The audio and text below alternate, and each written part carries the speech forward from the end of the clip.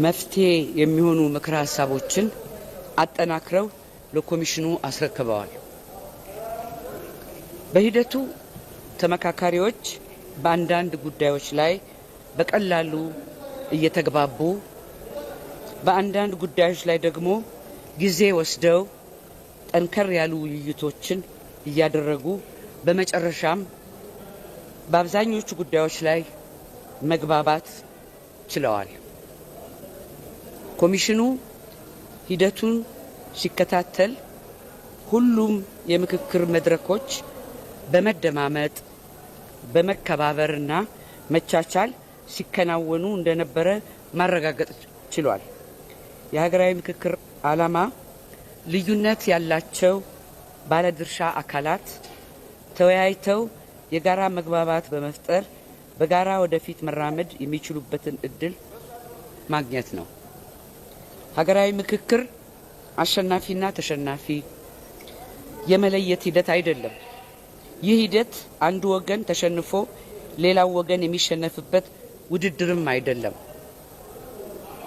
የኢትዮጵያ ሀገራዊ ምክክር ጉባኤ ከምክረ ሀሳቦችና ከስምምነቶች በላይ የሆኑ ውጤቶችንም አስገኝቷል። ተመካካሪዎች እርስ በርስ ተዋውቀዋል፣ ጠንካራ ግንኙነቶች ፈጥረዋል፣ የተለያዩ አመለካከቶችን አዳምጠዋል።